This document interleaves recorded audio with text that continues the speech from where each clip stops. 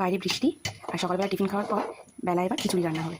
আজকে মাকে বলেছিলাম মা একদম ভাত বসাবে না সকালবেলা, আজকে ছুটির দিন, আজকে শনিবার, আমার ছুটি থাকে, গুড্ডুরও ছুটি থাকে, তাই ভাবলাম আজকে খিচুড়ি হবে, দুপুরবেলা জমিয়ে খিচুড়ি খাওয়া যাবে। তো খিচুড়ির জন্য দেখো এখন ডাল আর আলুটাকে সেদ্ধ করতে দিয়ে দিয়েছি। আজকে মুগ আর মসুর মিশিয়ে খিচুড়ি করবো, জানো তো, খেতে বেশ ভালো লাগে। তো ডাল আর চালটা পরে দেবো, আগে ডাল আর আলুটা সেদ্ধ করতে দিয়ে দিয়েছি, এটা একটু হলুদ আর নুন দিয়ে ফুটছে, ডালটা একটু সেদ্ধ হয়ে এলে তারপর এর মধ্যে চালটা দেবো। ডালটা মোটামুটি সেদ্ধ হয়ে গেছে, চলো এর ভিতরে আগে থেকে ভিজিয়ে রেখেছিলাম ধুয়ে গোবিন্দভোগ চালটা ঢেলে দিই। একটু খাবে সেই কারণে আস্ত দিয়েছি। মশলাটা খিচুড়ির মধ্যে দিয়ে দিয়েছি, এবার চালটা সেদ্ধ হোক, ততক্ষণ অপেক্ষা করতে হবে চালটা সেদ্ধ হওয়া অবধি। দেখো বন্ধুরা, খিচুড়ি রেডি হয়ে গেছে। এবার আমি উপর থেকে একটু ঘি আর গরম মশলা শুধু দেবো, তো আগে ঘিটা দিয়ে নিই, দিয়ে দিলাম, ব্যাস রেডি খিচুড়ি। এবার গরম গরম খিচুড়ি খাওয়ার অপেক্ষা।